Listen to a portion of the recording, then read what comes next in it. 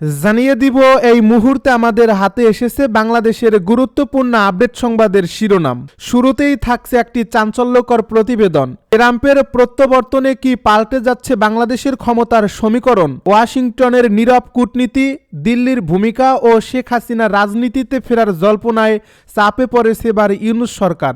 এ নিয়ে থাকবে বিস্তারিত প্রতিবেদন, তাই সম্পূর্ণ ভিডিও জুড়ে আমাদের সাথেই থাকুন। সবশেষে জানিয়ে দিব বিএনপির উদ্দেশ্যে যা বললেন বিএনপি নেত্রী রুমিন ফারহানা। এতক্ষণ শুনছিলেন হাতে থাকা আপডেট সংবাদের শিরোনাম, এবারে বিস্তারিত। তবে তার আগে অনুরোধ রইল ভিডিওটিতে একটি লাইক এবং কমেন্ট করে জানিয়ে দিন ভিডিও সম্পর্কে আপনার মূল্যবান মতামত। আরও জানিয়ে দিন ভিডিওটি কোথা থেকে দেখছেন বা কোন জেলা থেকে দেখছেন। ডোনাল্ড ট্রাম্পের হাত ধরেই কি ফিরছেন হাসিনা? ওয়াশিংটনের নতুন সমীকরণ, ইউনূস সরকারের উপর ভয়াবহ চাপ।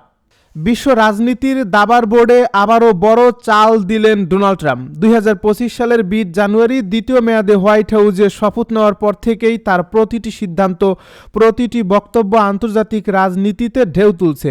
ইউরোপ থেকে মধ্যপ্রাচ্য, পূর্ব এশিয়া থেকে দক্ষিণ এশিয়া, সবখানেই ট্রাম্পের প্রত্যাবর্তন নতুন হিসাব নিকাশের জন্ম দিয়েছে। আর এই বৈশ্বিক প্রেক্ষাপটে বাংলাদেশের রাজনীতিতেও শুরু হয়েছে এক গভীর জল্পনা। ট্রাম্পের ক্ষমতায় ফেরা কি শেখ হাসিনা রাজনীতিতে প্রত্যাবর্তনের পথ খুলে দিচ্ছে? 5 আগস্টের রাজনৈতিক পট পরিবর্তনের পর শেখ হাসিনা দিল্লিতে অবস্থান করছেন। সেই সময় বাংলাদেশের অভ্যন্তরীণ রাজনীতি ছিল অস্থির, আন্তর্জাতিক মহল ছিল সতর্ক, আর অন্তর্বর্তী সরকার ইউনূস ছিল প্রবল চাপে। ঠিক এমন সময়ে যুক্তরাষ্ট্রের প্রেসিডেন্ট হিসেবে ট্রাম্পের পুনরাগমন আওয়ামী লীগের নেতাকর্মীদের মধ্যে নতুন করে আশার আলো জ্বালিয়ে দেয়। দীর্ঘদিন ধরেই আওয়ামী লীগের রাজনৈতিক বিশ্লেষকেরা বলে আসছেন, ট্রাম্প, মোদি ও শেখ হাসিনার মধ্যে একটি অদৃশ্য কিন্তু কার্যকর কূটনৈতিক রসায়ন রয়েছে। এখন প্রশ্ন উঠছে, সেই রসায়ন কি আবার সক্রিয় হচ্ছে? ডোনাল্ড ট্রাম্পের পররাষ্ট্রনীতির মূল দর্শন আমেরিকা ফার্স্ট। তিনি মানবাধিকার বা গণতন্ত্রের প্রশ্নে নৈতিক অবস্থান নেওয়ার চেয়ে বরাবরই কৌশলগত ও অর্থনৈতিক স্বার্থকে অগ্রাধিকার দেন। কিন্তু বাস্তবতা হলো দক্ষিণ এশিয়ায় বাংলাদেশের ভূ রাজনৈতিক গুরুত্ব দিন দিন বাড়ছে। বঙ্গোপসাগর, চীন ভারত প্রতিদ্বন্দ্বিতা, রোহিঙ্গা সংকট, সন্ত্রাসবিরোধী সহযোগিতা, সব মিলিয়ে বাংলাদেশ এখন আর যুক্তরাষ্ট্রের কাছে উপেক্ষণীয় কোনো দেশ নয়। এই বাস্তবতায় ট্রাম্প প্রশাসন যদি মনে করে শেখ হাসিনা বাংলাদেশের রাজনীতিতে স্থিতিশীলতার প্রতীক, তবে তাদের কৌশলগত অবস্থান বদলাতেই পারে। নির্বাচনের ঠিক আগে ডোনাল্ড ট্রাম্প বাংলাদেশের সংখ্যালঘু নির্যাতন নিয়ে যে মন্তব্য করেছিলেন, তা বর্তমানে অন্তর্বর্তী সরকারের জন্য বড় অস্বস্তির কারণ হয়ে দাঁড়ায়। ওই মন্তব্য শুধু সামাজিক যোগাযোগ মাধ্যমে সীমাবদ্ধ ছিল না, আন্তর্জাতিক কূটনৈতিক মহলেও তা আলোচনার জন্ম দেয়।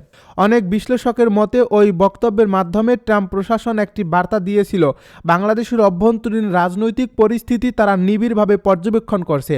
অন্যদিকে ইউনূস সরকারের সবচেয়ে বড় চ্যালেঞ্জ হয়ে দাঁড়িয়েছে একটি অংশগ্রহণমূলক নির্বাচন আয়োজন করা। আওয়ামী লীগের মতো একটি বৃহৎ রাজনৈতিক দলকে বাইরে রেখে নির্বাচন করার পরিকল্পনা আন্তর্জাতিক মহলে ভালোভাবে গ্রহণ করা হয়নি।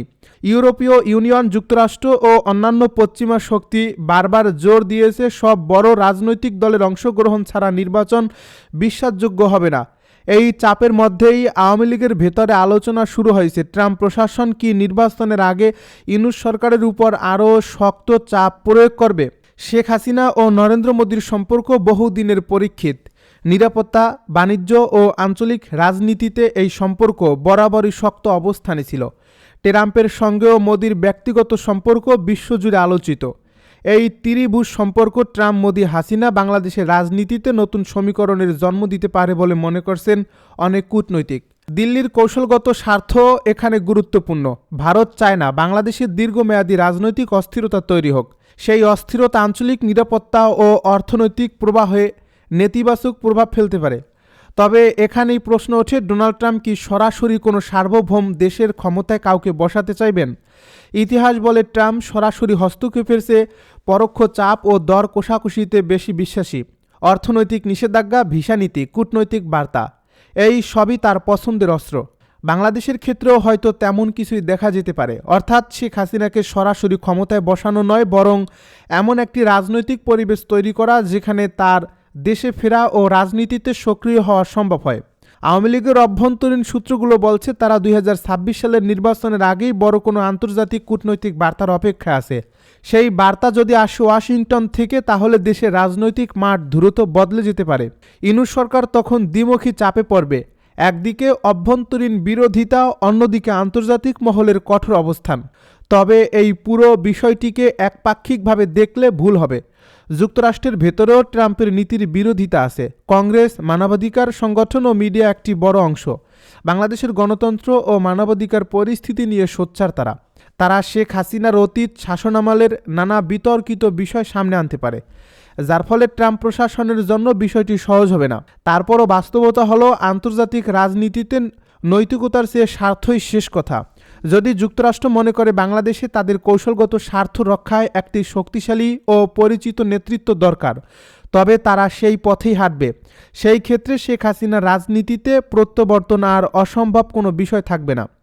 এই মুহূর্তে বাংলাদেশের রাজনীতি এক সন্ধিক্ষণে দাঁড়িয়ে আছে। একদিকে অন্তর্বর্তী সরকার ইনুস, অপরদিকে আওয়ামী লীগের নতুন করে সংগঠিত হওয়ার চেষ্টা করছে। ওয়াশিংটন ও দিল্লির নীরব কূটনীতি, আঞ্চলিক সমীকরণ আর বৈশ্বিক স্বার্থ সব মিলিয়ে তৈরি হচ্ছে এক জটিল রাজনৈতিক পাজল। সবচেয়ে বড় প্রশ্ন, এই পাজলের চিত্রটা কেমন হবে? হোয়াইট হাউসের লাল কার্পেট কি সত্যিই গণভবনের পথে শেখ হাসিনার জন্য সিঁড়ি তৈরি করবে, নাকি সব কিছুই থেকে যাবে কূটনৈতিক গুঞ্জন ও রাজনৈতিক মরীচিকার মধ্যেই? উত্তর দেবে সময়। তবে এটুকু নিশ্চিত, ট্রাম্পের প্রত্যাবর্তনের পর বাংলাদেশের রাজনীতি আর আগের জায়গায় নেই, বরং সামনে এসেছে ঝড়। তার প্রভাব হবে গভীর ও বহুমাত্রিক। বিএনপির উদ্দেশ্যে যা বললেন রুমিন ফারহানা। ব্রাহ্মণবাড়িয়া 2 আসনে স্বতন্ত্র প্রার্থী হিসেবে যাচাই বাছাইয়ে বিএনপি থেকে বহিষ্কৃত ব্যারিস্টার রুমিন ফারহানার মনোনয়নপত্র বৈধ ঘোষণা করা হয়েছে।